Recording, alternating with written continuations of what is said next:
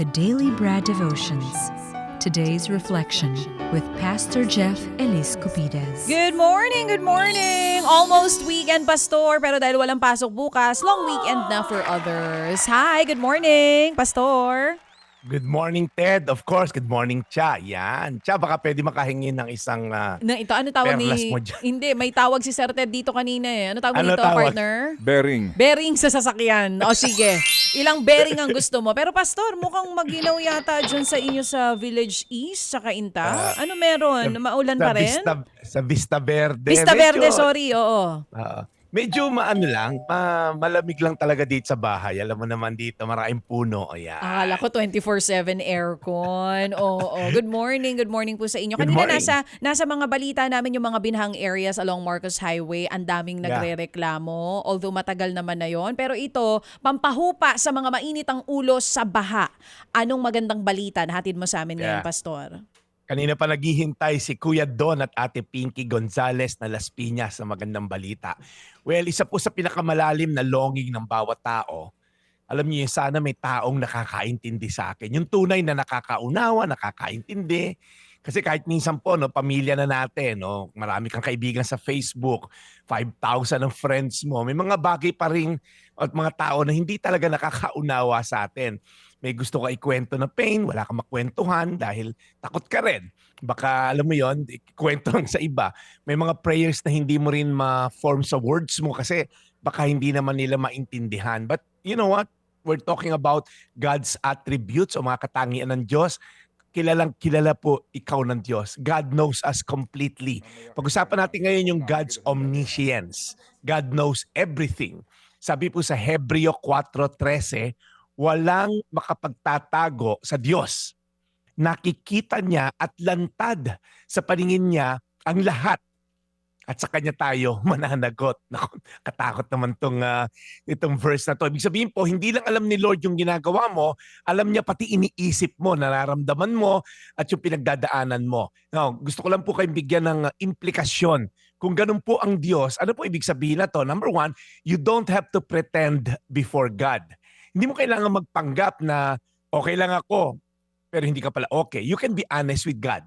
Hindi siya magugulat sa i-confess mo, alam na niya.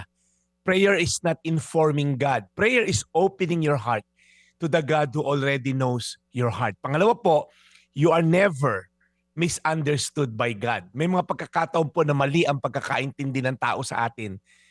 Pwede ka i-judge sa mga action mo without knowing your story. Pero si Lord, alam niya yung kaibuturan ng motibo mo, ng puso mo. He knows everything. He knows the wound behind the reaction. Kaya po, maaaring ma-misunderstood tayo ng tao, ang Diyos hindi. At ito po pinakahuli, warning naman sa atin, being fully known should lead us to surrender. Kung alam naman po pala ng Diyos, nasa isip, motibo, tumutulong ka sa kapwa pero mas malaki pala yung binulsa mo, may mga magaganda kang gawain pero for show lang pala, nakakatakot din naman tong Diyos na to. Kasi alam mo yon, alam pala niya yung puso mo at intention mo. Kaya kung alam mo pala lahat-lahat, Lord, edi hindi na ako magtatago, mag-start na ako mag-surrender.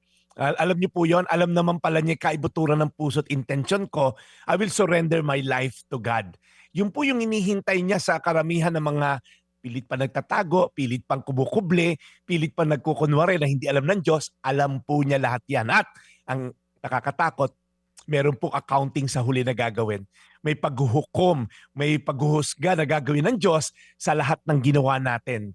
Dahil alam din naman niya, even intention ng puso natin. So warning lang din po ito sa mga tao na pilit na, alam mo yon, gumagawa ng kasamaan, akala nila yung konting dasal, konting tulong sa kapwa, mababawi na. Hindi po. Tandaan po natin, Hebreo 4:13, walang makapagtatago sa Diyos. Nakikita niya at lantad sa paningin niya ang lahat at sa Kanya tayo mananagot. Tayo po'y manalangin, Panginoon. Salamat po despite alam mo lahat ng aming motibo, intensyon. Patuloy mo pa rin kaming binibigyan ng pagkakataong magbago. Patuloy mo pa rin kaming minamahal at binibigyan ng grasya mo. The fact na humihinga pa rin kami ngayon ay pagkakataon para kami magbago, mag-surrender sa iyo. So dinadalangin lang namin, Lord, yung mga taong patuloy na lumalaban ng patas dahil aware sila na alam mo ang kanilang pinaggagawat motibo, patuloy mo silang bigyan ng grasya para lumaban ng patas. At Lord, yung mga nasa kabilang dako, mga taong patuloy na gumagawa ng kasamaan, korupsyon, krimen, Lord, i-remind mo sila na alam mo lahat at may paghuhukom kang gagawin sa huli. In Jesus' name. Amen. Amen. Salamat muli, Brad Jeff, sa aral na ito na aming napakinggan sa The Daily Brad. Kahapon, di ko alam kung napakinggan mo si Mark, yung TNVS driver. Siya ay very much Yes. appreciative sa segment na ito. Ang sinasabi nga niya, yung atin daw pong programa, hindi ho naman sa pagbubuhat ng sariling bangko ika nga, kompletos recados. At may bahagi po na ganito, yung kanya ding inaabangan. Alam ko po na hindi lahat din po ay gusto ang segment na ito. I mean, with all due respect, to be more pragmatic about this. Pero Yes. kami po ay nagpapasalamat sa lahat ng tumatangkilik po sa segment na ito. Dahil ito po ang kailangan din natin, pangalabit araw-araw sa ating buhay Amen. na ginagalawan. Amen. Amen. Amen, bro. Susugad ko lang yan, Brad Ted. May isa akong testimony, very short lang kung mamarapatin mo. May umattend sa church last Saturday. Siya po ay isang cancer patient, si Ate Clarissa. Okay, so si Ate Clarissa po ay nakikinig lang sa radyo at nanonood dito sa YouTube natin. Pero na tunghayan niya yung meron pala akong longer version ng mga preaching. So nakinig siya sa Anchor Church. And to make the long story short, nag-end po siya na nasa komunidad ng WhatsApp community ng Anchor Church at siya ngay umattend nung Sabado sa simbahan. Pinakit ko siya sa stage para mag-testimony dahil sa kabutihan daw ng Diyos, nakakarinig siya ng salita araw-araw. At nilalabanan niya po yung stage 4 colon cancer ng may laban, may tapang, may kumpiyansa na ang Diyos ang nagbibigay sa kanya ng lakas dahil daw po sa pakakinig dito sa Daily Brad. Hindi ko lang pinopost yung mga ganyan pero nagkapasalamat lang ako sa Amen. tulad ni Ate Clarissa. Thank you. So mga kapatid, salamat po ng marami ulit sa nakaabang po sa segment na ito. Thank you very much po. Brad Jeff, we'll catch you tomorrow, Friday na, Holiday Friday.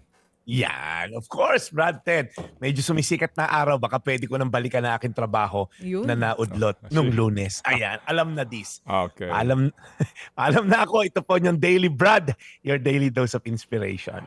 Mga kapatid, patuloy po kayong tumutok sa 105.9 True FM para sa totoong balita, impormasyon, music, and entertainment. Mag-subscribe sa aming YouTube channel at podcast at sundan nyo kami sa Facebook, Instagram, X at TikTok sa True Network PH. Bisitahin din po ang aming official website, truefm.ph. At panoorin din kami sa True TV Signal, Channel 19. Kami po ang 105.9 True FM. Laging true sa'yo, kapatid.